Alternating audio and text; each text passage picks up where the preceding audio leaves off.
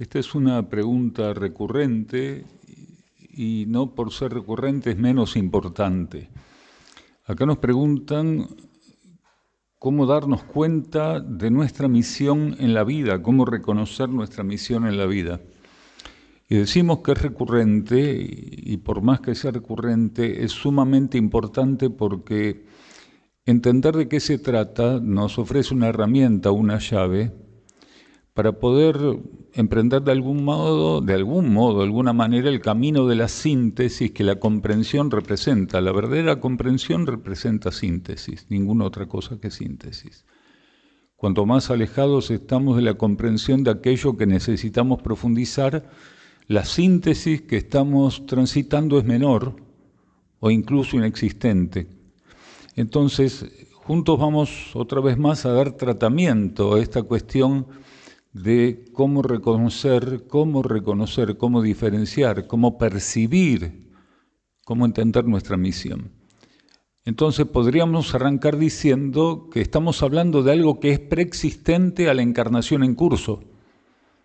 Porque si nosotros encarnamos todos con una misión, es que aquel elemento es preexistente.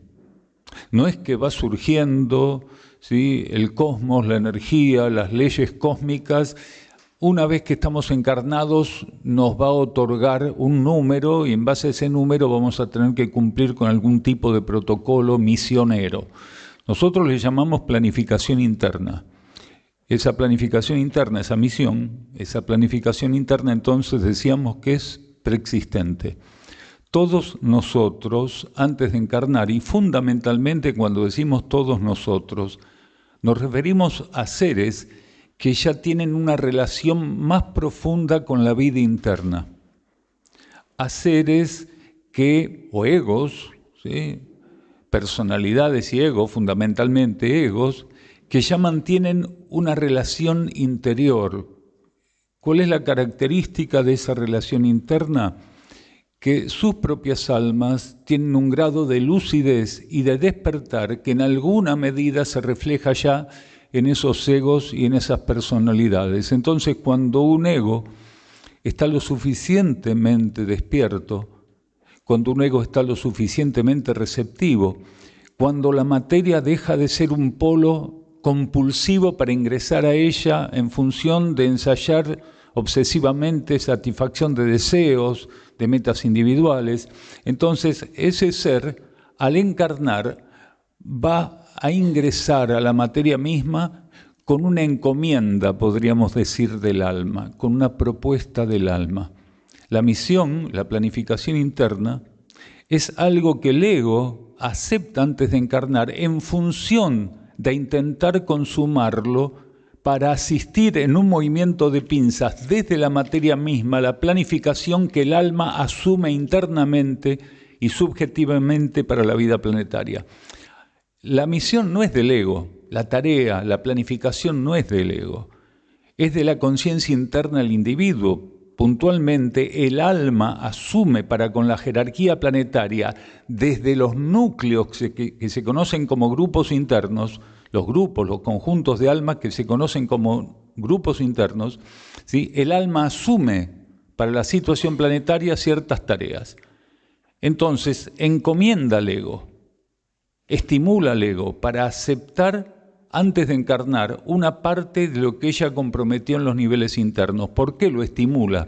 ¿Por qué el alma debería hacer eso o hace eso efectivamente? Porque el ego es una expresión del alma. El ego es la herramienta que el alma directamente proyecta en el nivel tridimensional, kármico.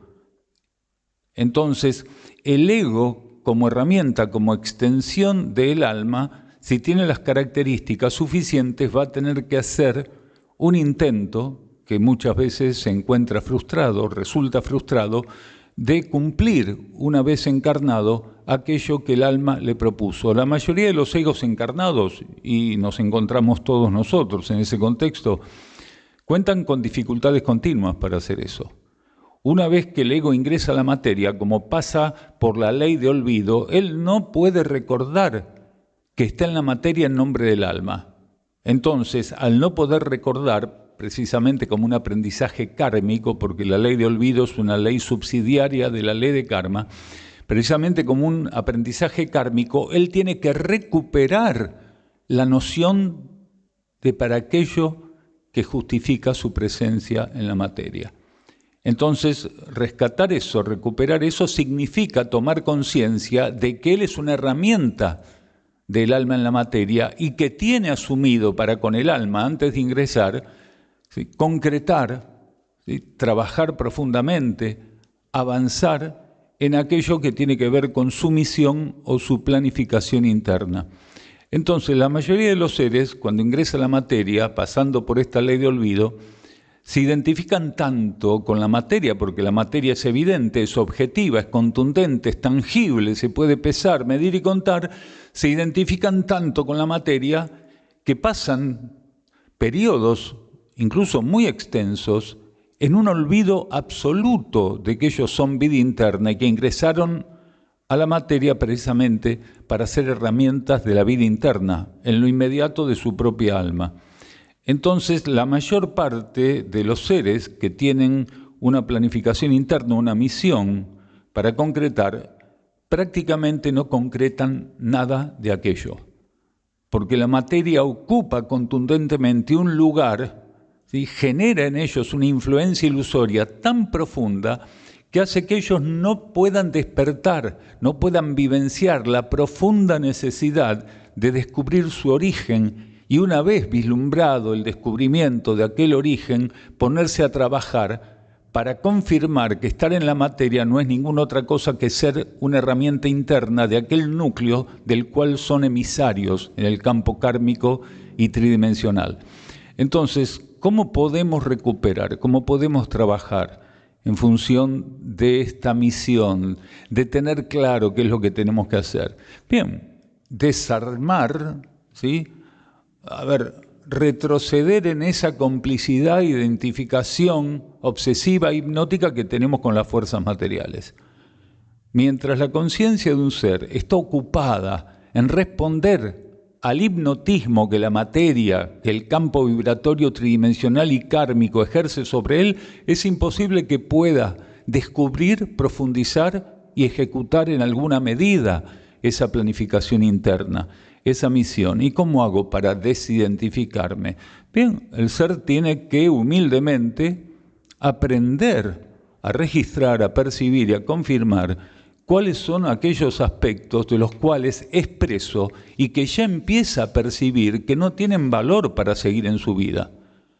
Entonces, para poder avanzar en la comprensión de la misión que cada uno de nosotros tiene, tenemos que tener la capacidad de simplificar la vida y de trabajar en un sentido consciente y autopurificatorio. Porque la ley de karma a todos nosotros, ¿sí?, nos ofrece purificación continua, a todos, sin excepción. No importa qué condición tenga un ser, kármicamente la ley opera para que ese ser pueda ir retirando gradualmente, ¿sí?, y a través de los mecanismos que la ley de karma considere, aquello que es inservible en su vida. Ahora, si un ser percibe fuertemente que él tiene una misión y no puede esclarecerse respecto de esa misión, de esa planificación interna, ya tiene un gran paso dado. Porque a partir de eso, porque ese descubrimiento se traduce como un incentivo para el ego. Mientras el ego no descubre, no puede confirmar que tiene algo que hacer en la materia, bien, no hay problema. No hay problema, eso de que ojos que no ven, corazón que no siente, ahí se da perfectamente. Ahora, cuando un ser, por más que no sepa qué tiene que hacer, ya está asaltado, lo asaltó la duda, lo asaltó algo en particular que hace que él diga, yo no puedo estar acá para esto, no puede ser solo esto la vida. ¿Cuántas veces, ¿sí?, o nosotros o algunas personas que conocimos no se manifestaron de ese modo? No puede ser que la vida sea solo esto, que esté encarnado solamente para esto. Y hay personas que pasan, afortunadamente, por crisis muy profundas mientras se hacen esa pregunta. Vivir no puede ser solamente esto. A partir de ahí, ese paso que decíamos es muy importante, porque sabiendo que no puede ser que vivir o asumir la vida sea exactamente eso, superficialidad, envidia, comparación, análisis, razonamiento, desequilibrio, ¿sí? Euforia, depresión, búsqueda ingenua, estúpida de la alegría, como si la alegría por sí misma nos hiciera mejores, cuando en realidad lo que es buscar alegría es buscar un estado de ánimo. Y como la ley de karma no nos permite estancarnos en un estado de ánimo, es como un dado de 4 caras o de 6 caras, dependiendo como uno lo quiera ver. Entonces, a veces sale uno y a veces sale otro. A veces sale la alegría, a veces sale la depresión, a veces sale la duda, a veces sale una especie de infelicidad que no es depresión, pero que puede llegar a ser el camino en el próximo movimiento de cubilete. Entonces, nosotros tenemos que entender que para percibir, empezar a recibir algún tipo de información respecto a nuestra planificación interna, a nuestra misión, tenemos que generar condiciones. Y las condiciones se van a basar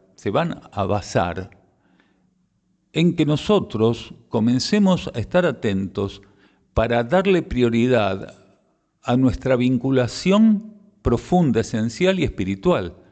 El vínculo profundo, espiritual, filosófico que podamos nosotros ir afianzando respecto a aquello que está en nuestro interior, es lo que nos va a permitir comenzar a tener vislumbres, y más que vislumbres, informaciones puntuales respecto a cómo dar tratamiento a la realidad en función de que aquel aprendizaje, que es darle tratamiento al mismo tiempo, simultáneamente, se torne la ejecución gradual, parcial y consecutiva de nuestra planificación interna, de nuestra misión. Porque hay personas que tienen la ilusión de creer que el día que se revele su misión va a ser un libro escrito en dorado, con cantos celestiales de fondo, ¿sí? Y cuando eso se revele, lógicamente se va a sentir sumamente agradado, estimulado y agradecido para ver si hace algo con eso. No hay ningún libro, no hay trompetas, ¿sí? No hay luces de colores, no hay artificios.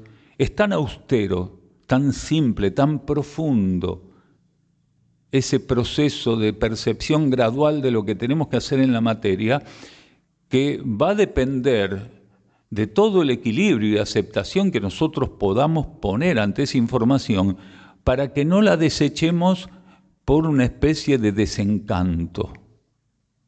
Todo lo que viene de la vida interna no se rodea de oropeles, de guirnaldas, de pitos, de maracas, ¿sí? De brillos innecesarios. Todo lo que procede de la vida interna es sumamente austero, profundamente austero. Podemos decir que la vida interna no es estoica, pero si lo pudiera ser sería estoica en su forma de ofrecer las cosas. Entonces, nosotros tenemos que simplificar la vida, estar atentos para comenzar a retirar de nuestra existencia todo lo que pueda ser registrado como superficial, ambiguo, incoherente, frívolo, exitista. Todo aquello que de algún modo incentive nuestra conciencia para alcanzar el éxito y las metas individuales, egoístas y personales. Y uno dice, bueno, pero yo tengo que atender mi vida. Yo tengo metas con las cuales tengo que cumplir. Cuando el ser tiene prioritariamente metas superiores en su conciencia, desde la prioridad de esas metas superiores, por carácter transitivo y reflejo, va a consumar aspectos personales estrictamente necesarios, pero cuando es al revés, cuando las metas universales no forman parte de los primeros puestos de nuestra escala de valores y de nuestras prioridades, el primero, el segundo, el tercero, el cuarto, siguen siendo metas egoístas, personales e individuales, no vamos a estar en condiciones de revertir lo mismo que en la posición anterior. Cuando lo prioritario son las metas personales, no se atiende de ningún modo las metas universales. Entonces el ser tiene que mirar con coraje, con suficiente decisión, con honestidad, ¿sí? Íntimamente, ¿qué es lo que conforma sus prioridades? ¿Qué él tiene como prioritario? ¿Cuál es su escala de valores? Si usted mirándose íntimamente, silenciosamente, ¿sí?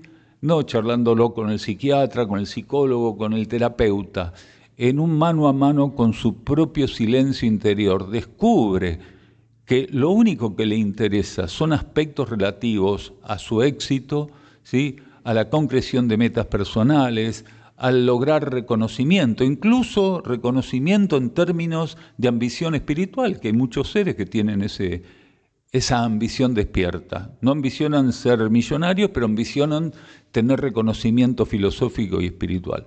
Si usted descubre eso, entonces primero trascienda eso. Si usted descubre que las metas personales, el éxito y todo lo que está ligado en una espiral egótico es prioritario para su conciencia, hablar en esta etapa de metas superiores o hablar de planificación interna o de saber cuál es su misión, incluso puede ser un ingenuo movimiento de ambición espiritual y nada más.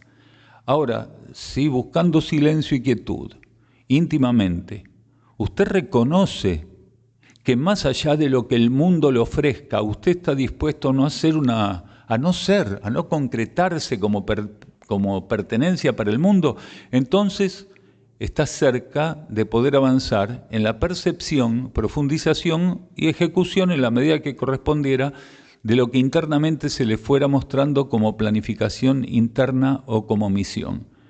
Lo que no permite la energía es que en un ser ocupen el mismo contexto prioritario y la escala de valores los dos elementos que son absolutamente contradictorios entre sí.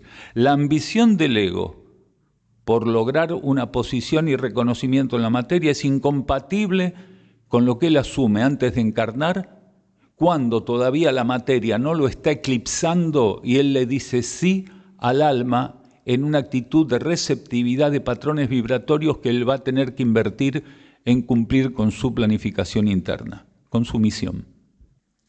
Ahora, lógicamente que incluso ya avanzando en ese contexto, un ser puede decir que así todo no. ¿Cómo reconozco lo que viene de mi interior y lo que viene de afuera? Bien, es que justamente a partir de una cierta etapa, el proceso de maduración en un contexto de discernimiento, de reconocimiento de patrones vibratorios, ya va a estar o tendría que estar en un determinado avance.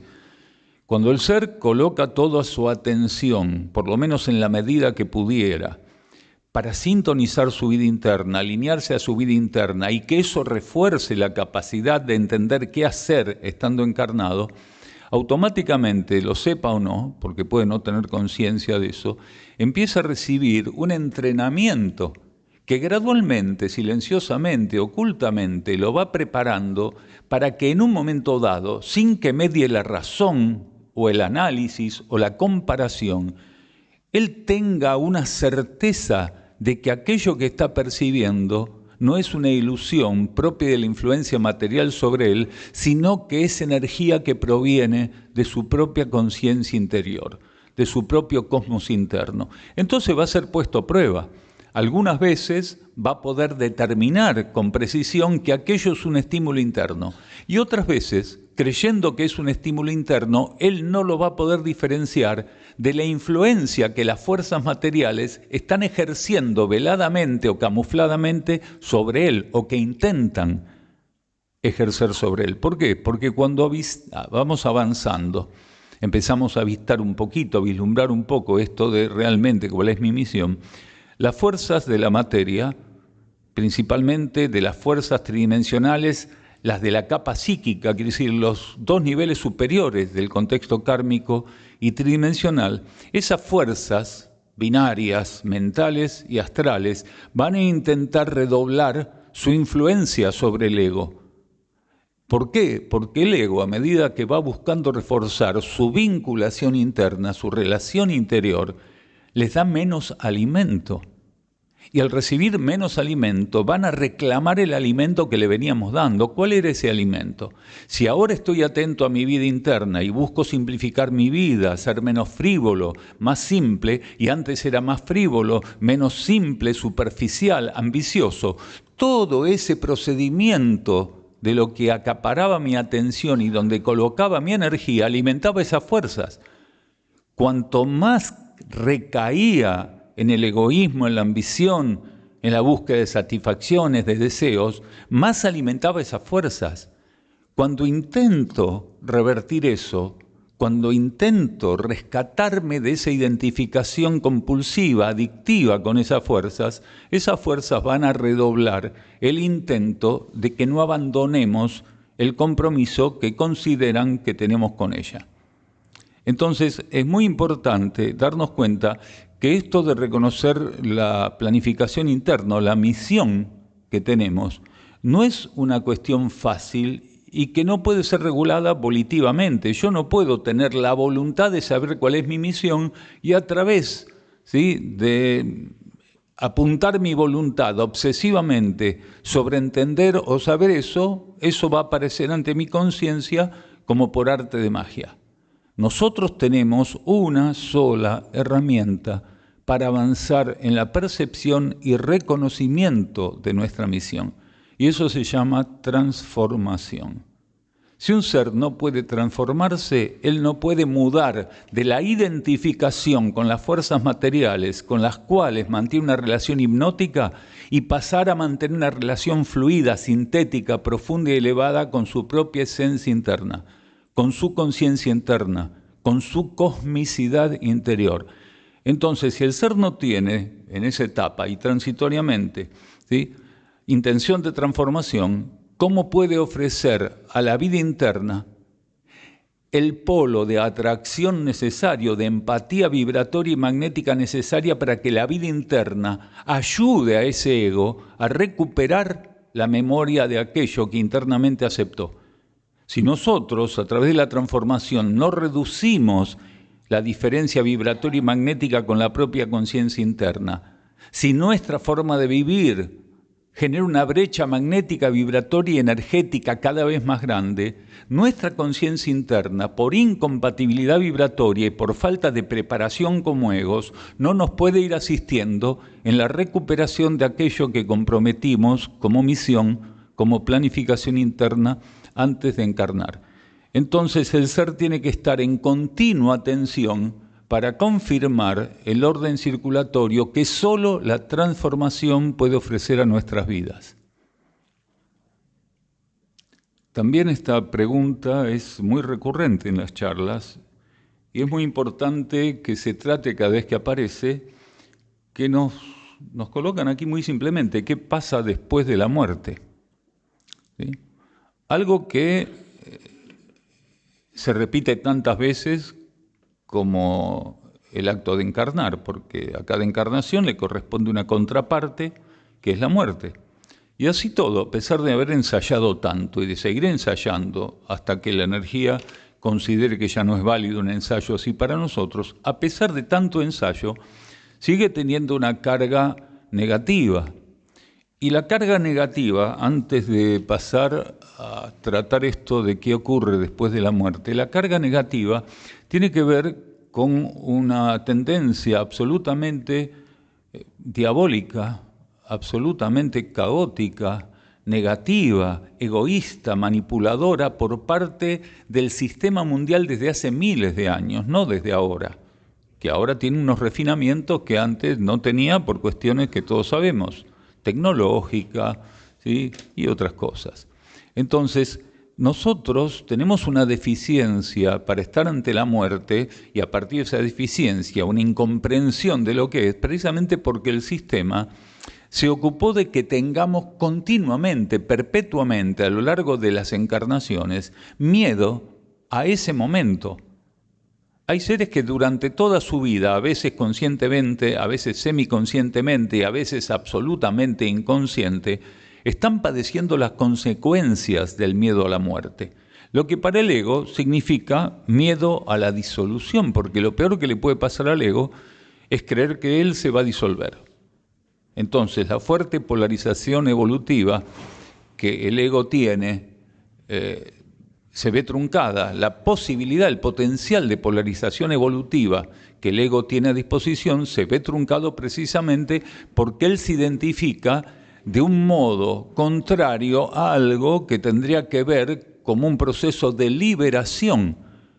Porque la ley de muerte lo que hace, como subsidiaria de la ley de karma, es ofrecernos, ¿sí? Garantizarnos que cuando la relación de nuestra conciencia con la sustancia tridimensional, que es la personalidad, el campo psicofísico de la vida, cuando esa relación ya no basta para esa encarnación, cuando todo lo que la característica de la personalidad podía ofrecer ya es insuficiente, la ley de karma, a través de la ley de muerte, nos garantiza retirarnos de la materia, quiere decir romper el vínculo con esa personalidad. Entonces el ego, cuando ingresa a la materia, ingresa sabiendo que cuando sea el momento oportuno, él va a ser asistido, él va a ser rescatado de su relación con la materia a través de lo que se conoce como ley de muerte, que no es nada trágico. Lo trágico es que cuando tenemos una instancia de identificación brutal con la materia, como egos, creemos que si nuestra relación con la materia se interrumpe, estamos desapareciendo como conciencias. Entonces el sistema desde hace miles de años ocultó para nosotros que somos inmortales, que somos eternos, que la conciencia y la esencia son imperecederos.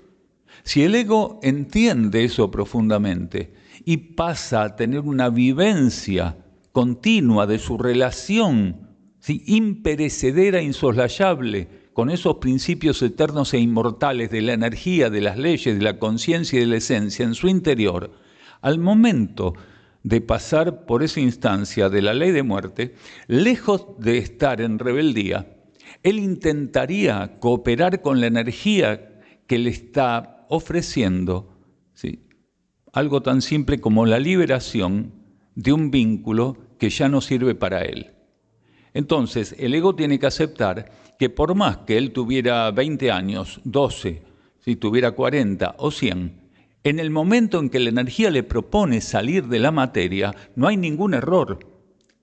A ver, hay personas que creen, bueno, vivió 100 años, ya vivió tiempo de descuento, dicen algunos, pero fíjate, ¿sí? Aquel otro a los 18 años desencarnó. Lo que ocurre es que hay ciclos encarnatorios que están previstos en otras medidas. Todo lo que es espacio-temporal es una cuestión meramente kármica y formal, pero tiene una importancia al momento de trazar parámetros, de entender algunas cosas. Entonces, en medida temporal, parece ser una injusticia que un ser se muera a los 15 años, a los 2 años, a los 3 meses, y no parece una injusticia que un ser desencarne a los 120 años. Ya era tiempo que desencarnara. Y no entendemos que es la voluntad de las leyes de la energía cósmica quien determina que un ser necesita en esa encarnación cortar el vínculo con la materia a los 12 años y no a los 120. ¿Por qué? Porque las encarnaciones están todas vinculadas. Hay un hilo conductor. A tal punto hay un hilo conductor en los conjuntos de encarnaciones que se llaman tandas encarnatorias. Quiere decir, un ser a lo largo o a través de un conjunto de encarnaciones cumple con ciertos aspectos de su instrucción y evolución que tienen un hilo conductor dentro de ese conjunto de encarnaciones. Entonces podría ser, no es un absoluto, pero solo para que se entienda, que un ser dentro de esa tanda encarnatoria, que puede estar compuesta por 80 a 100 encarnaciones, la última encarnación, o una intermedia, o la primera, tengan que ser de una duración que para el ego sería demasiado corta, miserable, ¿sí? Exigua. Entonces podría ser, pero en función del conjunto de factores que van a estar presentes en esa tanda encarnatoria, en todas las encarnaciones que la componen, ese plazo, esa encarnación con esa duración sirve para cerrar o para afianzar ciertas cuestiones que no requieren más de 12 años en la materia.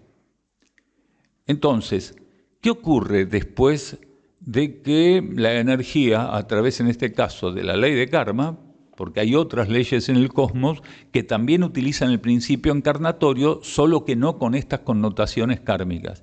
¿Qué pasa cuando en un campo kármico la energía nos convoca para volver al nivel interno de la vida? Porque lo que es morir es una ceremonia, ¿sí?, de pasar del nivel externo de la vida al nivel interno. Del lado interno de la vida al externo, cuando encarnamos, Y cuando desencarnamos pasamos del nivel externo al nivel interno. A ver, no existen varias vidas. Existen ciclos de una única vida que la conciencia, que es inmortal y eterna, vive en el nivel externo cuando es necesario y en el nivel interno cuando corresponde. Entonces, como nuestra conciencia es infinita e inmortal, nosotros lo que hacemos es pasar, cuando encarnamos, a expresarnos como conciencia en el nivel externo de la vida y nos revestimos de materia psicofísica, como por ejemplo la materia psicofísica de la superficie terrestre.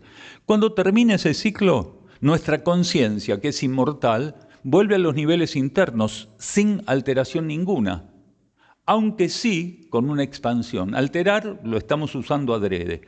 Cuando un ser pasa por un proceso encarnatorio, por más que no hubiera aprovechado en profundidad, ni siquiera hubiera aprovechado en un 20% esa encarnación, hay algo en él que se ha transformado y se modificó, aunque sea un 0,1%.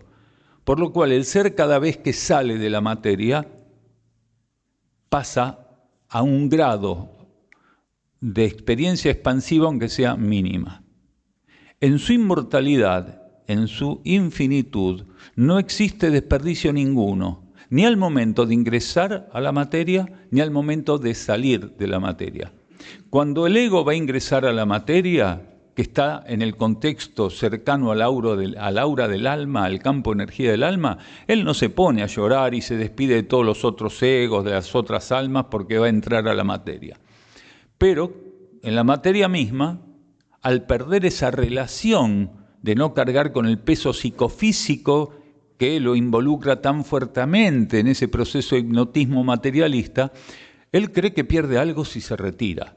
Entonces, generalmente, en armonía ingresa a la materia y en desarmonía intenta quedarse cuando la ley de muerte lo convida a retornar a los niveles internos para seguir avanzando en los ciclos encarnatorios y desencarnatorios que correspondan. Entonces, ¿existe un infierno? No existe. ¿Existe un paraíso? No existe. ¿Un purgatorio? No existe. Lo que sí existe es una inteligencia cósmica que a través de leyes, estemos encarnados o desencarnados, continuamente nos va a presentar las condiciones, podemos decir la escenografía evolutiva que estamos necesitando. Un individuo jamás va a ir al infierno, al paraíso o al purgatorio, pero sí va a encontrar, ¿sí?, absolutamente regulado, elevadamente regulada, las condiciones encarnatorias que él necesita para hacer la experiencia evolutiva que le corresponde en esa encarnación y para esa etapa. Entonces, nosotros no deberíamos tener preferencias por estar encarnados o desencarnados.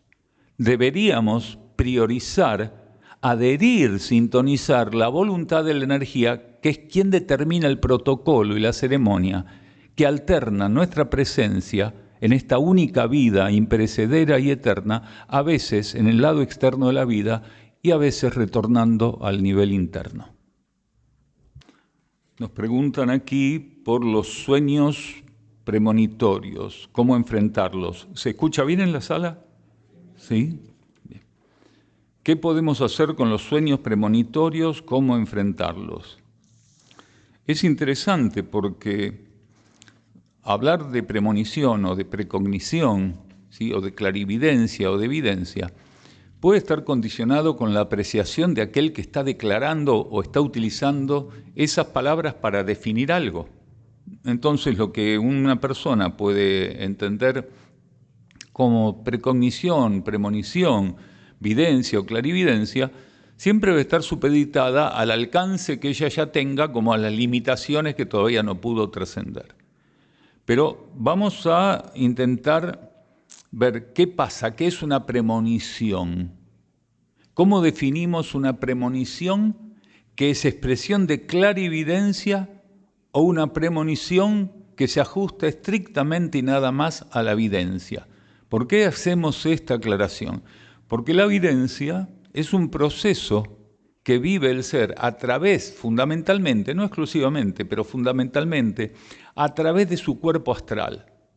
Sin saberlo, ese ser tiene algún grado de mediumnidad, quiere decir, algún grado de fisura que permita que su conciencia astral, su cuerpo astral, pueda ser influenciado, puede entablar un vínculo y pueda alimentar influencias de las fuerzas y entidades del plano astral. El vidente es una víctima de ese proceso, una víctima que a veces es cómplice, porque no lo exime como víctima la complicidad.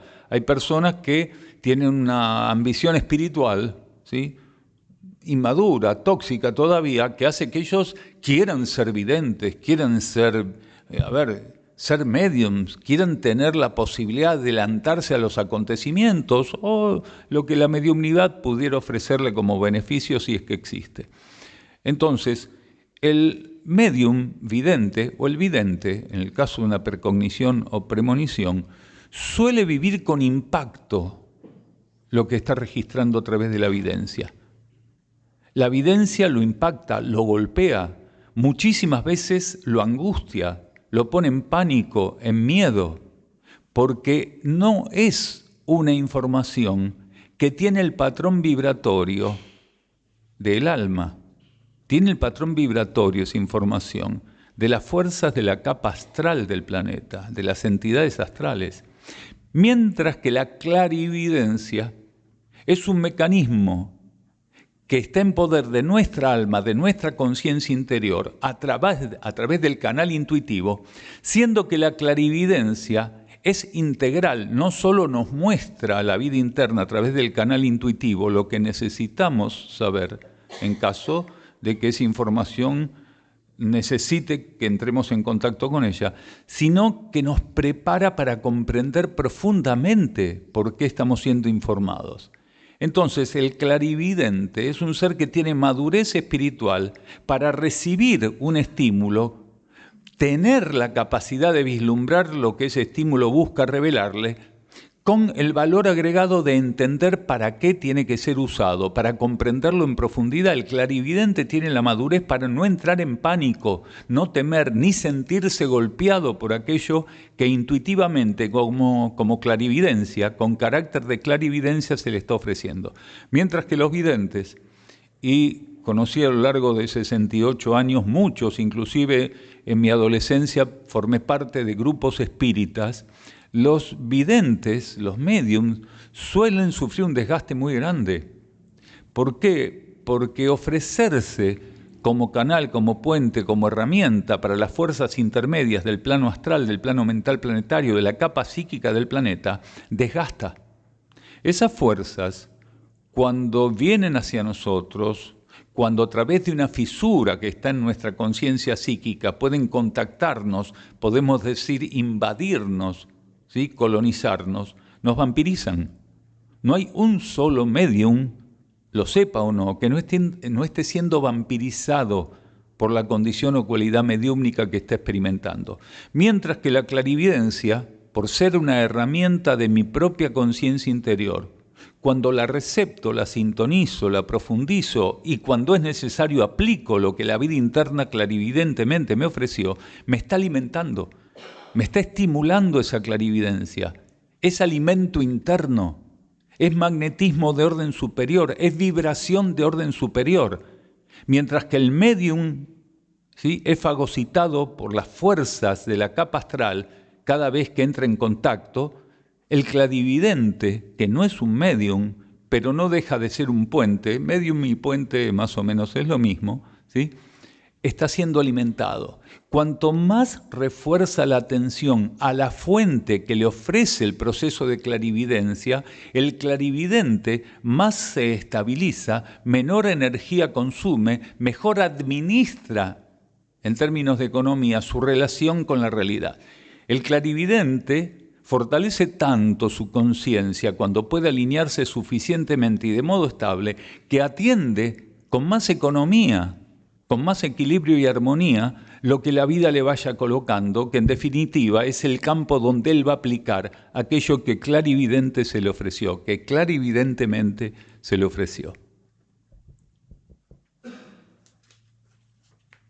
Entonces, si usted se enfrenta a procesos de precognición y lo impactan, lo desequilibran, lo consumen, lo llevan a crisis que no podrían ser definidas como elevadas, sino crisis de carácter muy tóxico, entonces sepa que usted tiene que reforzar la alineación con su propia vida interna. Conscientemente donarse a su vida interna. Buscar sintonizar esa vida interna por encima de todo. En ese ejercicio persistentemente llevado adelante, con la fidelidad suficiente, va a modificar su empatía a través de esa fisura con el plano astral, con la capa psíquica, y va a fortalecer, ¿sí?, su capacidad empática a través de un proceso de afinidad con su propia vida interna. Va a reducir esa deficiencia vibratoria que hoy está más cerca de las fuerzas astrales que de la identidad genuina de su conciencia interior. El tema de los sueños es un tema que está tomando una importancia cada vez mayor. Si bien los sueños siempre fueron herramientas evolutivas, porque el hecho de dormir no solamente significa la posibilidad de restaurar energías psicofísicas, sino de establecer un vínculo con aspectos de la ley de karma que en vigilia son dificultosos o pueden requerir de un mayor consumo de energía. Los sueños, ¿sí?, y la vigilia son estados complementarios existenciales. Los sueños no son algo inexistente, ¿sí?, y la única y verdadera vida es la que nosotros podemos asumir en vigilia, quiere decir despiertos. Actualmente, los seres que tienen más percepción comprenden el valor profundo de los sueños. Saben que tanto lo que ocurre en el nivel onírico como en la vigilia son complementarios y expresiones de una única y misma verdad evolutiva.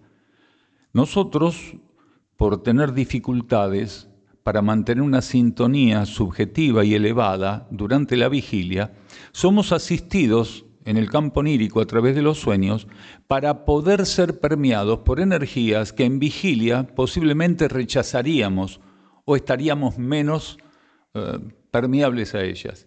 Entonces, la conciencia interna, que es quien determina cómo va a ser utilizado el campo onírico, aprovecha gran parte de esos días, esas noches de sueño, ¿sí?, no toda la noche, no, sino momentos puntuales de la noche para intervenir y ofrecernos estímulos, información, entrenamiento, ponernos a pruebas que en vigilia tendrían un costo energético enorme. Un ejemplo, en un sueño de 3 minutos, un ser podría pasar por una cantidad de pruebas que en el sueño van a representar el transcurso de 10 años. Mientras que en vigilia, ¿cuánto requeriría? 10 años. 10 años del reloj de la vigilia. Si bien el tiempo y el espacio existen tanto en el campo de la vigilia como en el nivel onírico, las leyes de espacio-tiempo, reguladas por una característica kármica diferente, tienen distintos parámetros de flexibilidad y de permeabilidad en lo onírico. No es que no existe el tiempo y el espacio, existen, solo que condicionados por otros patrones, otros parámetros, paradigmas kármicos. Entonces, continuamente en esta transición, sin saberlo los seres, están siendo llevados a enfrentar entrenamiento, pruebas, ¿sí?, a hacer transcursos diversos, tanto en la vigilia como en sueños. Algunos seres, habilitados por su conciencia interna, recuerdan una parte importante de lo que viven en el campo onírico. Otros no recuerdan nada. Otros eventualmente, tal vez cada 5, 6, 10 años, recuerdan un sueño. Es más, a tal punto que algunas veces hablando con esta persona me dicen, yo me acuerdo la última vez que soñé hace 20 años. Yo no sueño nunca. No es que no sueña nunca, pero el filtro que opera desde el nivel interno para que pase algo al consciente está en manos del alma. Es el alma el que considera si es o no el momento de que aquello que fue vivido oníricamente esa noche pase inmediatamente al consciente o no. Muchas personas necesitan pasar un cierto periodo, que puede ser de días, de semanas, de meses o de años, para prepararse para la revelación de aquello que soñó 3 años atrás, 5 años atrás o 3 días atrás. ¿Por qué? Porque la flexibilidad y la permeabilidad de la conciencia, del ego, cuando está sumergido en el campo onírico, es diferente. Cuando vuelve a la vigilia, hay aspectos del sueño que él no podría tolerar o aceptar. Entonces necesita un proceso de vinculación subconsciente o semiconsciente gradual para prepararse para que aquello que vivió en el sueño pueda pasar a ser consciente, pueda pasar a ser un parámetro diferenciable. Entonces, en esta transición planetaria e individual, la individual forma parte, es material constitutivo de la transición planetaria, los sueños tienen un valor como nunca lo tuvieron. Ahora, ¿un ser puede interferir ese valor? ¿Puede menospreciar conscientemente o no el inmenso valor de la vida onírica? Sí. ¿De qué manera? Si el ser cuando está en vigilia no aprende a controlar, a domesticar, a dosificar su compulsividad hipnótica por las propuestas de las fuerzas materiales, kármicas, tridimensionales, cuando él va para el sueño posiblemente lleve un desequilibrio, una desarmonía, una inquietud o miedo o ira que hacen que él ingrese al sueño directamente ligándose a las fuerzas de la capa psíquica, del plano astral, como decíamos antes. El ser cuando va a descansar, cuando va a dormir, cuando se prepara para entrar en el campo onírico, debiera recordar, elevar su conciencia lo más posible, intentar orientar, sintonizar, alinear su conciencia con lo más elevado que esté a su alcance.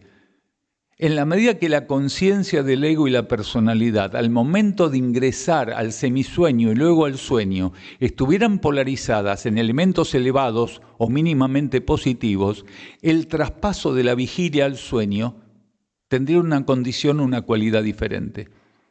Entonces, hay seres que van a dormir enojados, preocupados, ¿sí?, con deseos insatisfechos, con una cantidad de cuestiones que los atormenta, con ira, ¿sí?, con depresión, con euforia. Quiere decir, van en un estado al encuentro del polo onírico de la vida que no favorece la interacción con lo más importante que puede ofrecer ese polo onírico, que es la relación más directa con el alma, con la energía espiritual presente en cada uno de nosotros. Entonces, un ser tiene que aprender a ser un custodio del potencial onírico, un custodio del potencial onírico, porque él no puede manejar los sueños, pero él debe cuidar, tener el potencial preservado para que la vida interna, cuando a través de los sueños busque ofrecerle algo, lo encuentre disponible, permeable, receptivo. Aquí hay una pregunta interesante respecto a algo que se define como liderazgo. Dice, ¿podrías ampliarnos sobre la energía del liderazgo? Se suele escuchar en lo cotidiano sobre líderes positivos y líderes negativos. ¿Cuánto de cierto hay en esto? ¿Cómo se puede compensar a un ego inmaduro en una posición de liderazgo? ¿Compensar, dice? ¿O leí mal? Bueno, la persona no recuerda que hizo esta pregunta. Bueno, lo importante es que este término, liderazgo, está regido por algo muy particular en un campo kármico, porque el liderazgo solamente es un término que tiene lógica y sentido bajo ley de karma.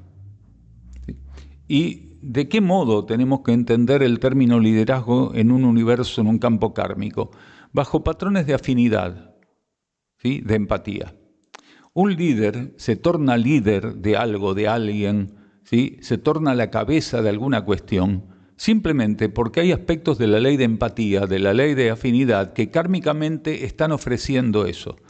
¿En qué se basa que esos seres tengan una relación guiada por la ley de empatía o de afinidad? Se basa en que kármicamente tienen que hacer una experiencia conjunta que es imprescindible. Cuando un ser tiene un rango más potente respecto a ese patrón vibratorio, empático, afín sobre otros, es que pasa a ser un ejecutor kármico dentro de ese papel que se entiende como liderazgo. Entonces, siempre es en un campo kármico una experiencia evolutiva para aprender a dominar aspectos de la personalidad, del ego y de las leyes materiales en general. El término liderazgo, aquí la persona lo dice muy puntualmente, puede ser negativo o positivo. El líder de un movimiento que tenga una finalidad altruista, solidaria, positiva por demás, o el líder de una banda de asesinos, de narcotraficantes. Quiere decir, liderazgo por sí mismo no define evolutivamente algo, no define el rol de un ser evolutivamente, sino la capacidad que ese ser tiene transitoriamente, otorgada por la ley de karma, para ser capaz de aglutinar conciencias que tienen que hacer una experiencia evolutiva que fuera de esa aglutinación sería imposible de concretar. Entonces, si liderazgo solamente sirve como energía en un campo kármico, ¿hay algo semejante por fuera de un campo kármico, por encima de un campo kármico? Sí, eso se llama ley de jerarquía, ley de verticalidad, donde los seres no, como ocurre generalmente en un campo de liderazgo, en un campo kármico, los seres no se reúnen en función de metas sociales, culturales, personales, aunque sean suficientemente elevadas y positivas, sino que aprenden a dejar que la energía los conduzca a formar parte de una entidad que tiene distintas facetas en función de que las leyes cósmicas, las leyes universales se puedan cumplir en alguna medida a través del conjunto jerárquico que está operando en esa ocasión, en ese contexto. Entonces, por encima de la ley de karma, no hay liderazgo. Hay expresiones jerárquicas en el verdadero y profundo y elevado sentido de la palabra, no jerarquías nazis, no jerarquías de corporaciones, no jerarquías mafiosas, jerarquía en el sentido elevado de la ley de verticalidad, quiere decir, de la ley que permite que desde lo más elevado, del modo más sintético y armónico posible, la energía vaya fluyendo desde lo más elevado, como decíamos, hasta los niveles inferiores del cosmos o a las bases energéticas cósmicas. Entonces ahí no hay liderazgo, hay ley de jerarquía. Entonces, ¿qué podemos hacer con un ego inmaduro en una posición de liderazgo? Nada. Nada. Un ser que es inmaduro y que tiene una compulsividad por ocupar un rol de liderazgo, una posición de liderazgo, tiene que hacer esa experiencia hasta que la energía, que es quien abastece profundamente el funcionamiento de las leyes cósmicas, lo lleve a una profunda desilusión. Entonces, hay una etapa donde un ser ingenuo, inmaduro, o inmaduro y ambicioso, puede no ser nada ingenuo, ¿sí?, con una tendencia compulsiva a liderar, tenga que enfrentarse a pruebas una vez que esté avanzado en eso de encaramarse a las posiciones superiores de lo que fuera, no importa, porque ya vimos que puede ser positivo o negativo. Luego de eso, si al ejecutar todo aquello que tiene que ejecutar para llegar a esa posición que tanto ambiciona, si él no se transforma en el ejercicio de llegar a ese punto y comprender que haber llegado ahí no es nada, que si realmente no es para el bien común y en función de un principio ético genuino, quiere decir ético genuino, bien universal con mayúsculas, haber llegado ahí no le sirve de nada. Algunos aprenden con esa escalada y el esfuerzo que significa llegar a esa posición de liderazgo, aprenden que en realidad el camino es otro. Y se retiran de esa posición porque se dan cuenta que no es una herramienta válida para confirmar ciertas tendencias evolutivas. Primero lo desearon por sobre encima de todo, le pisaron la cabeza posiblemente a muchos, ¿sí? Con uñas y dientes quisieron llegar ahí, para luego algunos pocos darse cuenta que ese no era el camino y que el propósito evolutivo está lejos de eso. Pero otros, una vez que llegan a esa posición, quieren ir por más. Quiere decir, de llegar a un liderazgo determinado, por ambición, por inmadurez, por materialismo, ¿sí?, por oscuridad en su propia conciencia, buscan pegar un salto a otro contexto para llegar a un liderazgo mayor en aquel otro contexto. A este segundo grupo de seres, los espera una fuerte desilusión. La energía los va a desilusionar del modo que mejor opere sobre ellos. Quiere decir, la desilusión también, del mismo modo que las situaciones kármicas que nosotros llamamos variadas, la desilusión también está hecha a medida. A todos los seres no los desilusiona lo mismo, pero la ley de karma, a través del proceso de desilusión, sabe conformar a la medida de cada uno de nosotros los mecanismos que van a ser sumamente efectivos para que nuestra conciencia, al ser conmovida, tenga una herramienta para intentar tomar otro rumbo. Nos preguntan aquí si este encuentro es para saber más sobre el sentido de la vida. Y nos preguntan también por la diferencia entre lo aprendido de la vida y la realidad del individuo. Entre lo aprendido de la vida y la realidad del individuo. También nos pone aquí abajo ética y moral. Ética y moral está relacionado a todo lo que dijimos recién. Porque hablar de ética no puede estar separado de bien común. Si queremos dar una definición sintética de 2 palabras de lo que es genuinamente ética y no hacer un discurso, ¿sí?, sofista sobre eso, ética es bien común. La evolución, a partir de un cierto punto, no puede dejar de expresarse a través de consecuencias éticas. Quiere decir, de la consecuencia de nuestro funcionamiento como conciencias en función del bien común y sobre todo y por todo el bien común.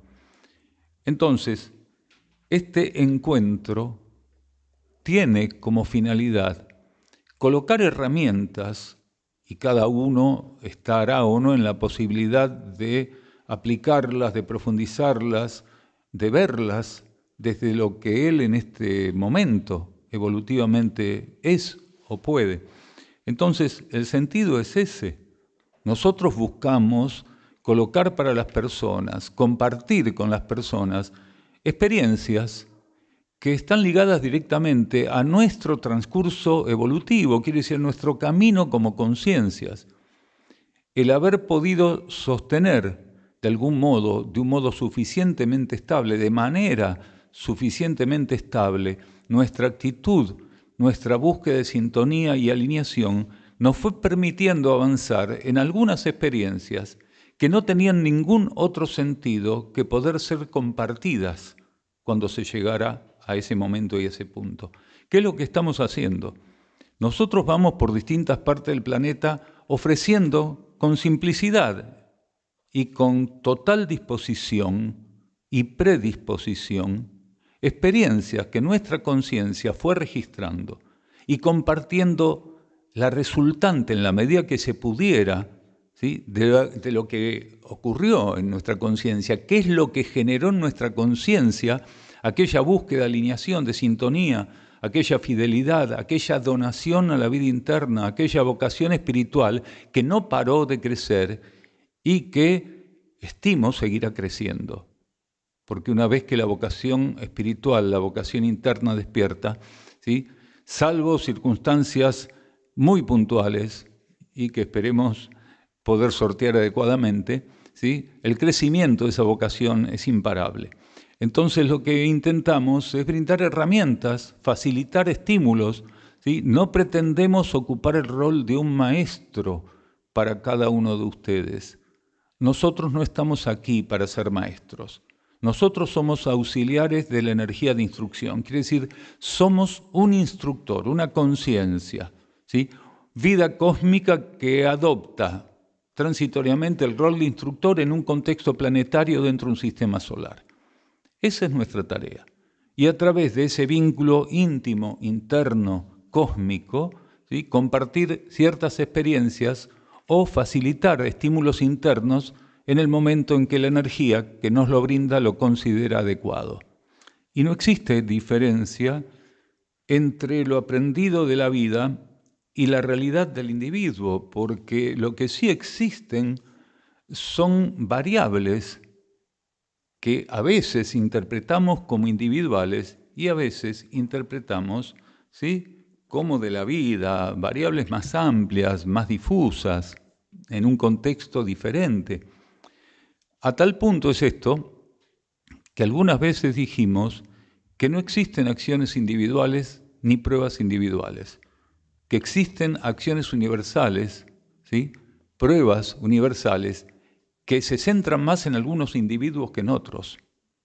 Por ser un circuito cerrado, un universo planetario, este universo Tierra es un circuito cerrado, evolutivo, que en su superficie es kármica, todo lo que estamos aquí viviendo, ¿sí?, lo compartimos, lo sepamos o no, con el vecino que está al lado, como con el vecino que vive del otro lado del mundo en China. No hay forma de que cualquier vivencia kármica, cualquier actividad kármica a transitar por un ser no sea compartido en alguna medida con todo el conjunto que forma parte transitoriamente de ese universo, ¿sí?, que los contiene, que está administrando su experiencia evolutiva. Este universo está administrando nuestra experiencia evolutiva. Estará en nosotros acompañarlo o no para que esa administración evolutiva sea lo más elevada y efectiva posible. Entonces, no hay incompatibilidad entre aquello que parece universal, general, y lo que nosotros entendemos como profundamente individual o que podríamos definir aún más elevadamente como íntimo.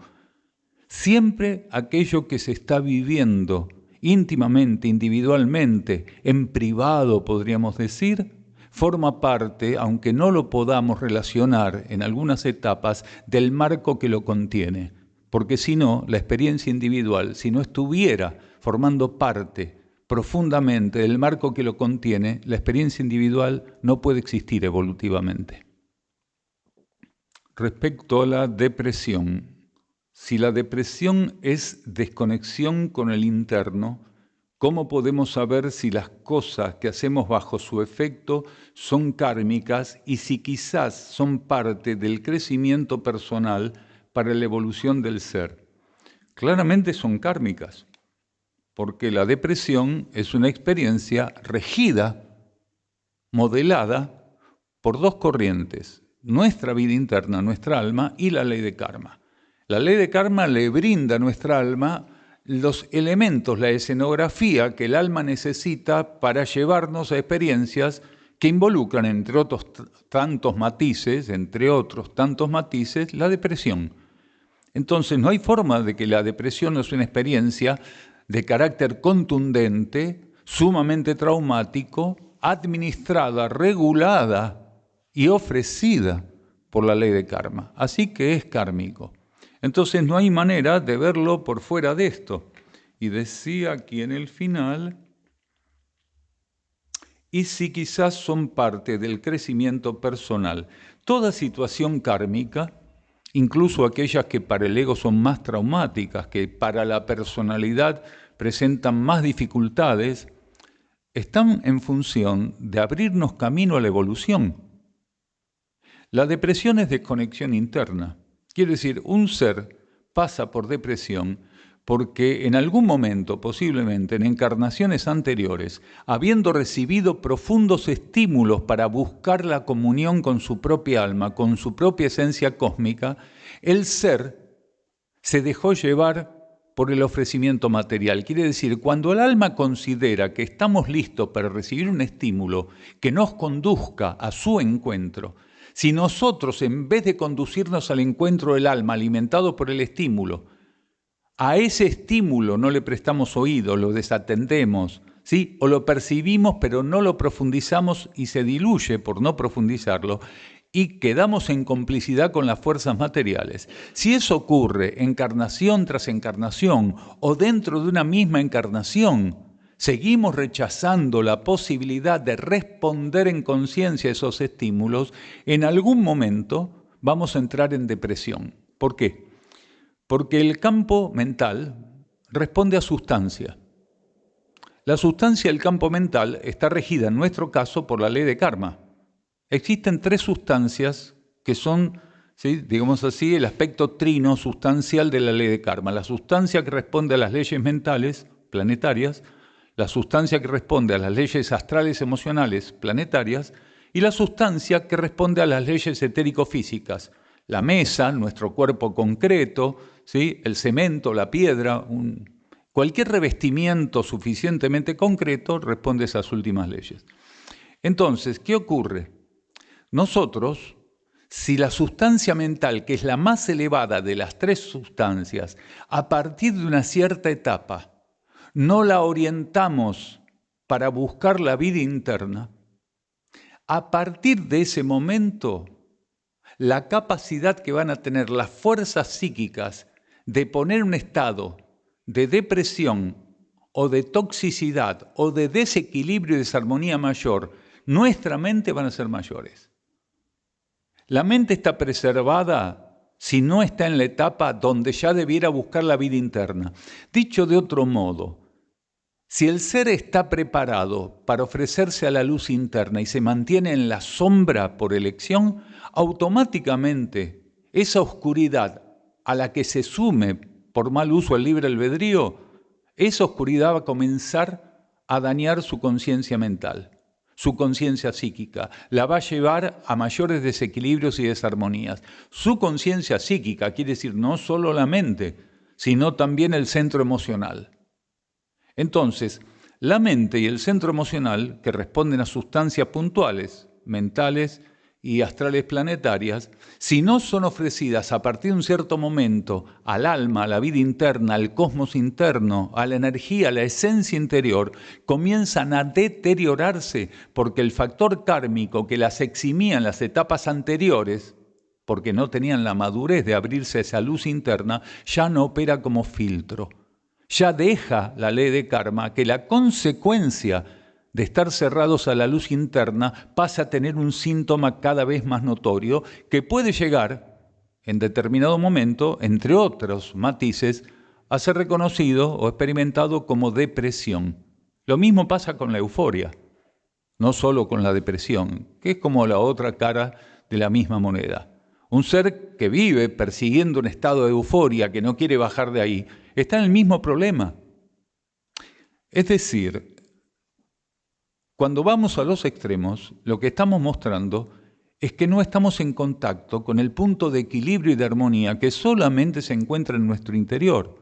Ninguno de nosotros puede encontrar el punto de anclaje, de armonía y equilibrio buscando afuera. Todo lo que podemos buscar afuera tiene un límite, tiene fecha de vencimiento. Nuestra búsqueda y nuestra apuesta compulsiva a la materia tiene fecha de vencimiento. Si nosotros no entendemos eso y queremos extender esa fecha de vencimiento, vamos a pagar las consecuencias, sea por depresión, sea por euforia, sea por un estado que no es depresivo, pero es infelicidad, ¿sí?, ya crónica. Del mismo modo que si buscamos la felicidad vamos a caer en un proceso de oscurantismo. Entonces, nosotros tenemos que entender que somos absolutamente responsables de cómo nuestra psiquis va a tener o no un sistema de defensas realmente efectivo frente al recrudecimiento de estas fuerzas involutivas, de estas fuerzas disuasivas, retrógradas, que desde la capa psíquica, si nosotros no buscamos la vida interna, van a acceder y ocupar un lugar que no les corresponde. La ley evolutiva dice que 2 corrientes de energía no pueden ocupar el mismo lugar. Si nosotros cedemos el espacio de la vida interna en nuestra psiquis a las fuerzas disuasivas, nuestra psiquis, ¿sí?, hasta que no haga el espacio, hasta que no pueda erradicar suficientemente esas fuerzas, no va a poder receptar la influencia espiritual que está presente en nosotros. Entonces, es nuestra responsabilidad generar la plataforma necesaria en nuestra psiquis, en este caso en nuestra mente, ¿sí?, para que la afluencia de la vida interna opere como un conductor de síntesis, de economía, y que se pueda llevar adelante nuestra evolución con una administración más precisa y sabia. nos preguntan por la amistad. ¿Qué aporte podemos hacer respecto a la amistad? Nos preguntan si es válida en estos tiempos de transición planetaria o traban de alguna manera la evolución del ser. La amistad es una instancia evolutiva preciosa, cuando estamos en el ciclo donde ensayar esa instancia evolutiva. La amistad es la capacidad de trabajar, de establecer vínculos por fuera del patrón primario del ser, que son los vínculos o los patrones familiares. Entonces, ¿cuál es la relación primaria que un ser tiene evolutivamente?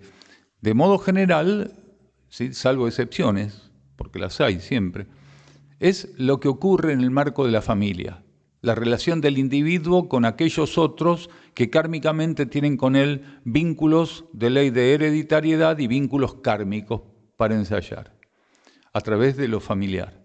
Entonces, la amistad es un segundo paso donde el ser aprende a vincularse sin que el peso de la hereditariedad, ni la ley de karma a nivel familiar, ni el karma familiar estén llevando eso, motorizando eso.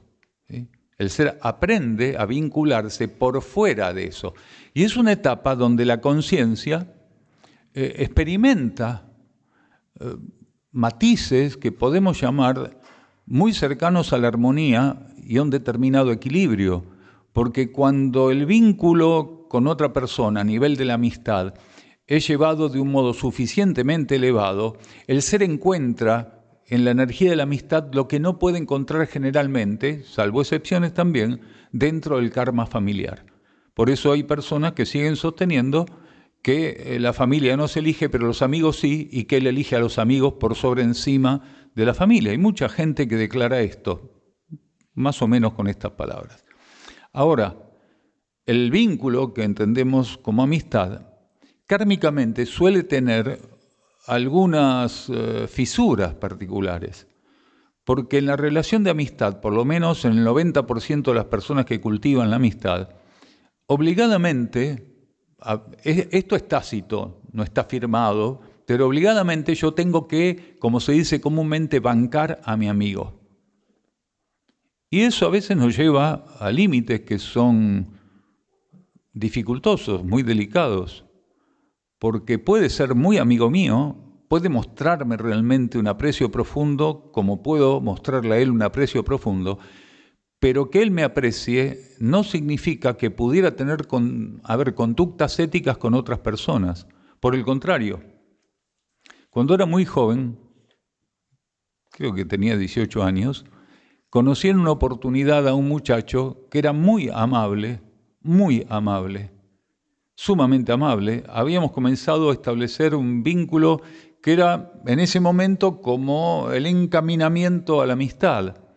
Hasta que después, cuando entramos en confianza, me confesó, cuando le pregunté de qué trabajaba, que él era ladrón. Y me lo dijo mirándome con una copa así en la mano. Yo soy chorro, me dijo. Bueno, tardé un poco en definir el protocolo para no verlo más. Porque obviamente no podía compartir nada con alguien que por una cuestión kármica y del destino, si es que existe el destino, por decirlo con humor, era bueno conmigo y si me hubiera encontrado en la calle a partir de esa amistad no me iba a robar. Pero ¿qué pasaba si me encontraba y todavía no nos conocíamos? Ahora, lo más curioso es que otros muchachos de aquella época no tenían ningún problema en seguir la amistad con él. Porque él siempre tenía dinero para pagar una gaseosa, para convidar un sándwich, para pagar el taxi. Y a mí no me interesaba. Si no tenía para comer, no comía. Si no tenía plata para un taxi, caminaba. Si no tenía plata para una gaseosa, tomaba un vaso de agua. Entonces, ¿qué ocurre con la amistad?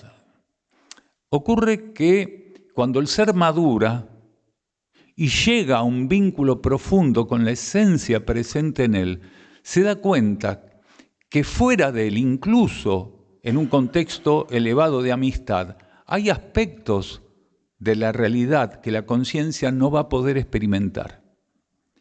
Y gradualmente esa comunión interna le va a revelar que la amistad es una etapa fundamental en el aprendizaje evolutivo, pero la fraternidad con F mayúscula todavía es más elevada y es lo que hoy se necesita.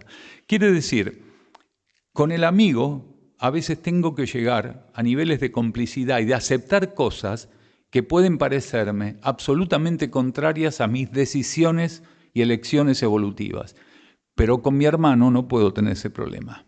Y no hablo de un hermano sanguíneo, hablo de aquel que reconoce a mi padre como el único padre y que trabaja para profundizar la relación con ese único padre como estoy trabajando, cada uno con su potencial y en su momento.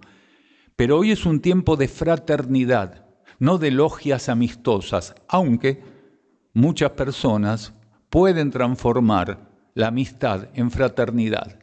Porque kármicamente, en este ciclo de síntesis que se está viviendo como transición planetaria, muchos seres comienzan su relación como amigos y luego la ley de karma, la energía, la propia conciencia interna de esos seres los lleva a descubrir más o menos simultáneamente, ¿sí?, aspectos subjetivos vinculados a la búsqueda espiritual o filosófica que inicialmente, ¿sí?, en los primordios de esa relación amistosa, ni siquiera eran hablados porque se guardaban como cuestiones que a uno le interesa, pero tal vez al otro no. Y a medida que va avanzando la amistad, los amigos se van contando cosas que a veces, porque dicho sea de paso es así, se tornan una cruz porque te dicen cosas que mejor no hubieras querido saber. Porque muchas veces las personas descargan en los demás cuestiones inconfesables simplemente porque en el único que pueden confiar es en su amigo. Y eso también nos puede llevar a una experiencia bastante traumática. Entonces, hay seres que comienzan su relación como conocidos. Luego la relación avanza a una amistad que se va fortaleciendo. Y en algunos casos, no en todos, se supera la amistad y se llega al escalón de la fraternidad. Aquel es mi hermano porque nos vincula un principio de reconocimiento, de búsqueda interna, espiritual, filosófica, cósmica, que hace que un factor que la amistad no puede ofrecer se torne el nexo genuino entre nosotros dos, o entre nosotros tres, o entre nosotros millones. Es decir, la fraternidad es el vínculo más actualizado que un ser puede vivir hoy en la actual situación planetaria, donde los intereses personales, egoístas, las metas individuales priman. En una verdadera relación de fraternidad, ninguna meta personal, egoísta o individual va a opacar la relación entre hermanos.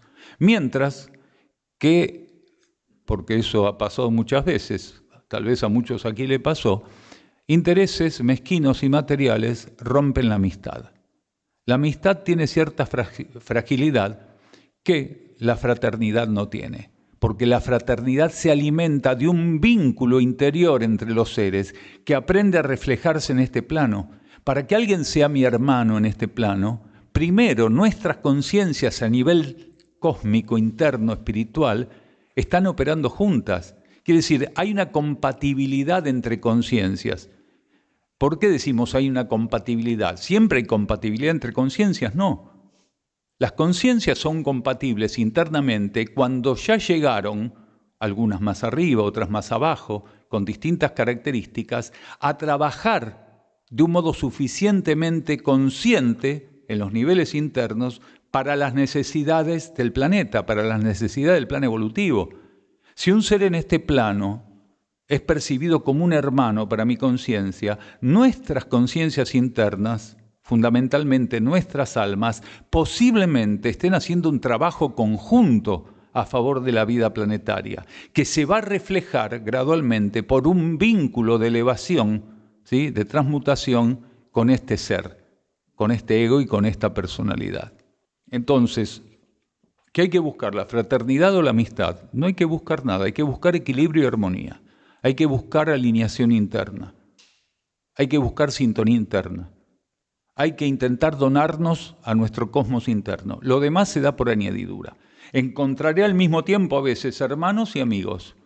Y en la medida que la energía me encuentre receptivo, disponible, ¿sí?, permeable, hará que mi cantidad de fraternidad, el caudal de energía de fraternidad que mi conciencia puede experimentar, crezca mientras que este otro se sintetice, incluso el punto de desaparecer.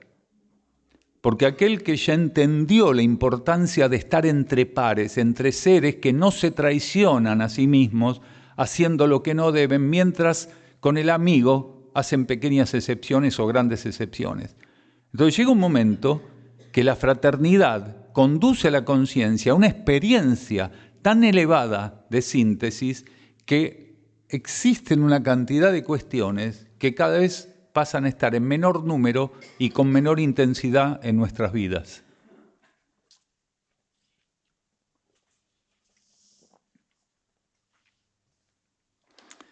¿En qué se diferencia la cosmosofía de la filosofía? No se diferencia en nada, porque cosmosofía es filosofía. Ahora, ¿por qué entonces usamos cosmosofía? Porque el término filosofía está muy bastardeado, está contaminado, es engañoso. Es un término, precisamente, que curiosamente y contradictoriamente señala más aspectos o justifica más aspectos y mecanismos sofísticos que filosóficos. Entonces, en todas las etapas, la cosmosofía, como nosotros denominamos a la verdadera filosofía, la cosmosofía existió y fue un motorizador, una herramienta evolutiva puntual. ¿Qué otra cosa que cosmosofía era lo que enseñaba Zaratustra o Zoroastro hace miles de años? ¿Qué otra cosa que cosmosofía enseñaba Krishna hace miles de años? ¿Qué otra cosa que cosmosofía enseñó Buda, enseñó Sócrates, enseñó Apolonio de Tiana, Jesús y todo aquel que podía sintonizar su vida interna y con fidelidad ofrecerse como un canal de manifestación de esa relación interior? Entonces, como actualmente la filosofía está muy bastardeada, está materializada, está contaminada por el materialismo, a tal punto que si no tenés un papel certificado por 5 o 6 años de estudio, una facultad, no sos filósofo. Cuando la capacidad filosófica es la consecuencia de un proceso evolutivo, de una mecánica evolutiva, de un transcurso evolutivo. Un ser no es filósofo porque estudió filosofía y le dieron un diploma. Es filósofo porque tiene la capacidad de entender lo que está más allá de la apariencia, saber interpretarlo y acompañar esa energía. El filósofo no tiene amor por la apariencia, tiene amor por la verdad. Y la verdad no está por arriba de la apariencia ni adelante de la apariencia, está por detrás, por debajo. Porque crecer filosóficamente es aprender a romper el espejismo que las apariencias, las evidencias nos colocan continuamente para ponernos a prueba o para desviarnos. Entonces, cosmosofía usamos para diferenciar cada vez que aparece estudio cosmosófico, conferencia cosmosófica, va a estar tal en tal lugar brindando una charla cosmosófica, para no poner filosofía, porque entonces estaríamos mintiendo, porque el concepto de filosofía que está aceptado de modo general es absolutamente falso.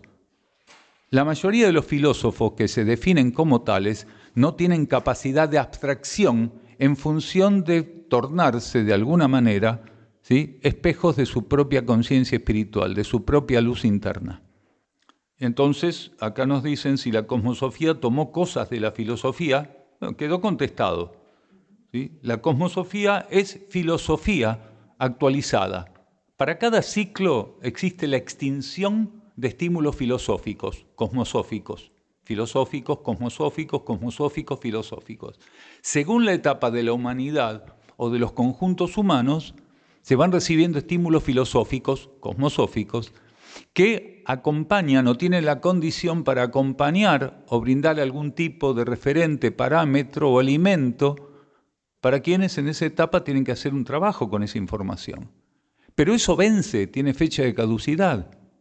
Por eso fuimos nombrando sucesivamente de Zoroastro para acá una cantidad de conciencias que no hicieron el mismo trabajo, sino solo en relación a ofrecer la verdad que en aquella etapa era necesaria. porque las enseñanzas de Zoroastro tenían los matices propios de aquella etapa que la humanidad transcurría. Lo mismo pasó con Krishna, con Buda, con Apolonio de Tiana, ¿sí? Con Sócrates, con todos los que nombramos. Entonces, con Jesús, y va a seguir ocurriendo. La humanidad siempre pasó por cada etapa por un tratamiento, un grado de instrucción, de acompañamiento evolutivo único. La cosmosofía, en esta etapa femenina que comenzó en 1988, la cosmosofía está ofreciendo herramientas que podían estar vislumbradas en el ciclo anterior, pero no podían verse en detalle porque no era el momento es este. A partir del despertar del polo femenino, la cosmosofía, quiere decir los estímulos internos, la vida interna, bajo formato de estímulo y alimento, puede revelar y ofrecer elementos de síntesis que en el ciclo anterior masculino eran imposibles. No estábamos preparados porque la tendencia era operar hacia afuera, que es lo masculino, lo fálico, ir hacia afuera. Mientras que ahora la energía es introspectiva, es de interiorización, es femenina, es de matriz. Nunca se pudo hablar con tanta síntesis en función de las herramientas evolutivas que están haciendo falta. Esta energía femenina, introspectiva, de interiorización, facilita que la conciencia pueda avanzar en un entendimiento, en una receptividad que antes no correspondía como tal.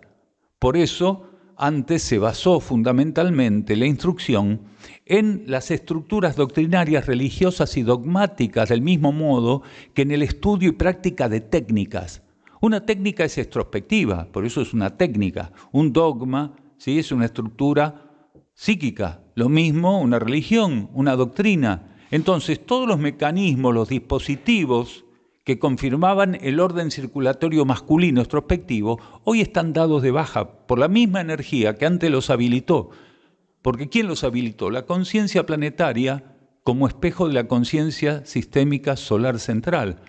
Entonces, ahora que se mudó, la polaridad masculina se agotó y despertó la femenina, todas estas herramientas pueden ser ofrecidas con un matiz que en el ciclo anterior no podía ofrecerse. Y no porque no se quería, porque no había estímulos que respaldaran decir las cosas de este modo.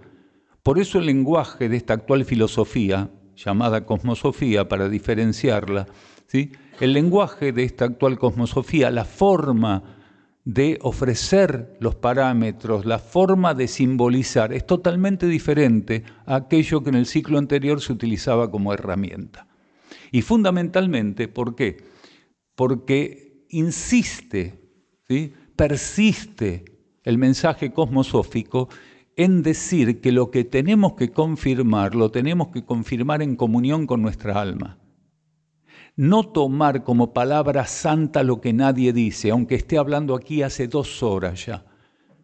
Lo que estoy haciendo como instructor, lo que hacemos como auxiliares de la instrucción, es poner a disposición elementos que solo van a ser válidos cuando ustedes lo confirmen como adecuados o los rechacen por inadecuados.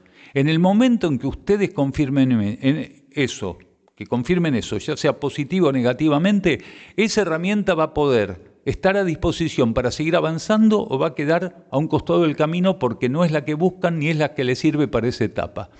Entonces la cosmosofía no tiene ninguna pretensión de creer que lo que está ofreciendo es para todo el mundo.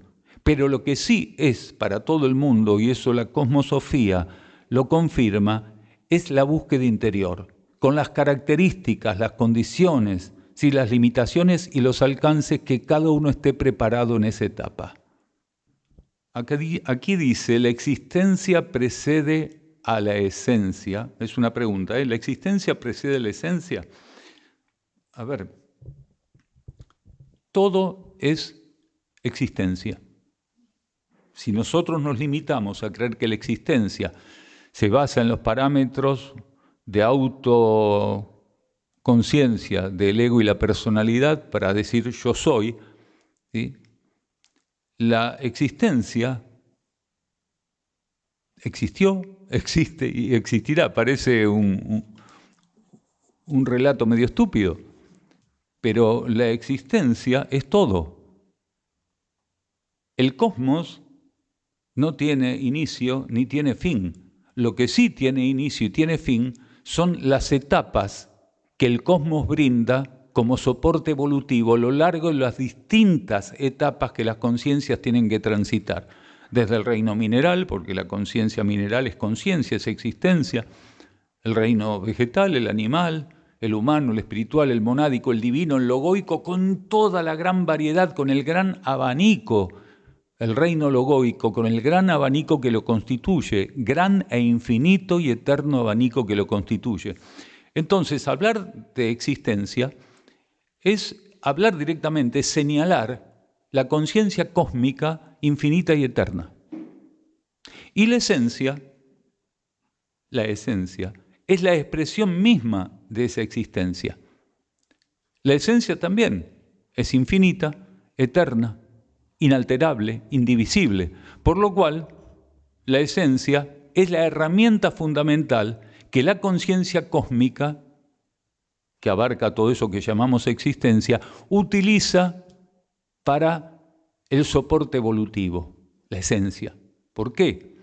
Porque evolutivamente el trinomio que sirve para ensayar la evolución es la relación conciencia, esencia, sustancia. Nosotros somos esto, sustancia, esencia y conciencia. ¿Por qué esa existencia única y esa esencia única nos brinda la oportunidad de, por un margen determinado, no poder disolver esa necesaria asociación de esencia, sustancia, conciencia? Porque cuando el ser está, conciencia y ser es lo mismo, para que cuando nombramos uno y otro sepamos que es lo mismo. Cuando el ser está en etapas donde no puede avanzar evolutivamente, si el soporte que le brinda a la esencia no está asociado a la oportunidad de ensayar en la sustancia. Por eso encarnamos, porque la sustancia donde estamos encarnados es fundamental, indispensable, para hacer las experiencias que solamente la sustancia, bajo su aspecto material y kármico, puede brindarnos. Entonces, si no tuviéramos la posibilidad de asociar la conciencia en este fundamento de la esencia y servirnos de la sustancia que esta relación conciencia-esencia ve como insoslayable, no puede ser suplantada, entonces aprovechar estar en la sustancia es fundamental. La existencia se va sintetizando a medida que la relación conciencia-esencia en función de la experiencia y la sustancia va a llegar a un grado de avance determinado, hasta que de ser trinaria la relación evolutiva pasa a ser binaria.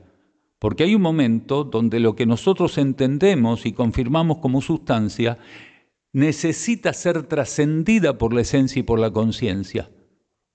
Existen niveles evolutivos en el cosmos donde la conciencia solo necesita de su relación con la esencia, que es absolutamente eterna e infinita. La conciencia no se puede disociar de la esencia, pero sí se pueden disociar ambas de la sustancia. La esencia, que es inmutable, le ofrece a la conciencia la garantía de poder relacionarse con cualquier nivel de sustancia que evolutivamente en esa etapa sea necesario. Pero hay un momento donde trascendemos esa dependencia de la sustancia y entramos en fases más profundas e indeclinables de existencia. ¿Por qué queremos tanto algo que cuando lo tenemos parece que no lo queremos más? Si lo perdemos, lo buscamos nuevamente. Un filósofo muy particular le llama florismo a esto, ¿sí? No sé de dónde viene el término. Algunos viejos deben saber, ¿sí? Bueno, así es la humanidad, porque no hay nada que pueda satisfacer al ego que esté presente en la materia. Cuando decimos materia estamos hablando psicofísicamente. La única satisfacción genuina, si es que cabe el término satisfacción, lo da la relación con la vida interna. Lo único que puede colmar a la conciencia es la vida interna. Si un ser no puede abrirse camino a su vida interna, no puede ser colmado. La insatisfacción se torna crónica porque estamos buscando la plenitud a través de algo que jamás nos va a ofrecer plenitud. La relación con la materia es vampírica. Las fuerzas de la materia nos vampirizan. Quiere decir, cualquier cosa que nosotros ambicionemos, deseemos, ¿sí?, alcanzar en la materia, una vez que está alcanzado, tuvo un costo vampírico, pero enorme. Puede ser que el ser no note cómo tuvo que pagar brutalmente de un modo vampírico lo que tanto deseó y finalmente alcanzó, pero solo para descubrir que el deseo en sí mismo no se extinguió. Él creía que deseaba eso, pero lo que es adicto es a desear. Entonces se tornó adicto a satisfacer deseos, no importa lo que desee, el ser está enfermo de deseos. Quiere decir, no tiene capacidad de administrar su vida para ser lúcido al momento de rechazar, de renunciar a aspectos del desgaste de energía que lo van a llevar a una encrucijada evolutiva.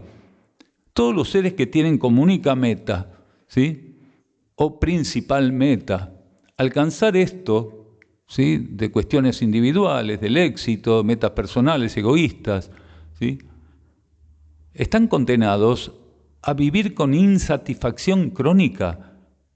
¿Cómo se puede entender que en un planeta como este haya algunos millones de seres que tengan una cantidad de bienes materiales, de dinero, de bienes materiales, de influencias inmensas, mientras otros no son capaces de encontrar un poco de agua para saciar su sed, ni un pedazo de pan para llevarse el estómago? Esos seres que acumulan lo que otros 7.000 millones o 7.500 millones están necesitando y que no pueden alcanzar. Esos seres están cargando brutalmente con débitos kármicos que no van a poder evitar. Esos seres son responsables de estar retaseando el acceso a aspectos básicos y necesarios en función de satisfacer su ambición, su posesividad, su egoísmo. Esos seres no se entienden fuera de lo que tienen, quiere decir, se evalúan a sí mismos en función de lo que poseen, de lo que alcanzan, de las manipulaciones y el tráfico de influencias que pueden manejar.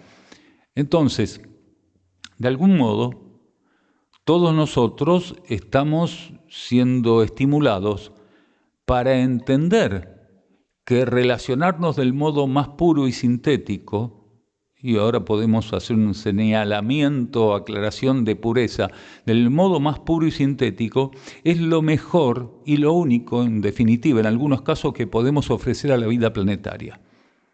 Cuando digo puro, no lo estoy hablando en un sentido mojigato. Todos nosotros tenemos un parámetro de pureza hacia el cual acercarnos, que no es el mismo para cada uno, Para cada uno, la pureza potencial que podría alcanzar o a la cual podría aproximarse tiene que ver con la aproximación o reducción de distancias, con la energía de su propia alma y con aquella planificación interior. Un ser que tiene suficiente pureza es un ser que llegó a un grado de acercamiento, de estabilidad a su propia vida interna y que está ejecutando de un modo suficientemente estable su compromiso en términos de planificación interna o misión interna o misión. Entonces, todos tenemos todavía un índice de pureza potencial para alcanzar, que sería el mayor aporte de homogeneidad conductual que podíamos ofrecerle a la humanidad de la que formamos parte y al planeta que tanto daño le estamos estableciendo, le estamos propinando. ¿Qué es la felicidad?, preguntan también aquí. Es un estado de ánimo. Con todo lo que dijimos hoy, queda claro que la tarea, estando encarnados, la misión, la planificación interna, no puede ser algo tan absurdo como buscar un estado de ánimo. Porque cada uno de nosotros, en términos de experiencia evolutiva, va a encontrar el estado de ánimo que persiga tocando diferentes teclas. Y hay teclas que para algunas personas poder alcanzar el estado de ánimo que anhelan, hay teclas que son destructivas y peligrosas. Ejemplos: ¿qué podría ser más feliz que determinada cuestión a un pedófilo? ¿Qué podría ser más feliz a un psicópata que poder ejecutar su acto psicopático? ¿Qué podría ser más feliz a un dictador que poder ejercer brutalmente su influencia y su totalitarismo? Quiero decir, la felicidad por sí misma no se justifica porque es un arma de doble filo. No, pero a mí me hacen feliz cosas buenas. ¿Buenas para quién? Cuando nuestro sentido de búsqueda se relaciona y apunta a un estado de ánimo, estamos bastardeando la energía que se nos da para buscar. Nunca tenemos que bajar la mira, nunca tenemos que bajar la vara. Buscar simplemente un estado de ánimo es bajar la vara. Una persona, hace poco, en un estudio donde también teníamos preguntas, me ponía, ¿usted puede confirmar que la felicidad no existe? Porque lo escuché decir o leer, o lo leí, que usted dice que no hay que buscar la felicidad. No decimos que no existe. Claro que existe. Solo decimos que no puede ser el leitmotiv de la búsqueda de la conciencia en evolución. ¿Cómo voy a buscar algo tan egoísta como la felicidad? Que prácticamente, aunque algunos crean lo contrario, no se puede compartir, se disfruta en solitario aunque estés rodeado de 1 millón de personas. Y cuando se va, lo mismo. Claro, uno tiene la tendencia de buscar la felicidad creyendo, porque hubo especuladores, pseudo maestros de Oriente, que durante mucho tiempo, viendo que los occidentales siempre buscan pasarla bien, satisfacer deseos, a cambio de sus instrucciones muy caras, les enseñaron que tenían derecho a ser felices. Y los occidentales se lo tomaron al pie de la letra, entonces van detrás de los gurús orientales que les marcan el entrecejo con tizne y le dicen, confirmo que kármicamente naciste para ser feliz. A partir de ahí esa persona ya fue confirmada como un imbécil crónico hasta que rompa el hechizo. Claro, porque todos sus esfuerzos los va a centrar en ser feliz. Y un ser no nace para ser feliz, nace para acercarse a la más elevada de las posibilidades que se puede vivir en la materia, que es la armonía y el equilibrio. Un ser está puesto a prueba para ver si él cumple con su planificación interna, que siempre, no importa para quién, va a ser aceptar la vida y tratar la vida en armonía y en equilibrio, porque si no, no puedo cumplir con mi misión, con mi planificación interna si no estoy en armonía y en equilibrio, mucho menos si mi estado más elevado de conciencia es la felicidad, porque ya no me interesa atender todas las desgracias que tiene el mundo.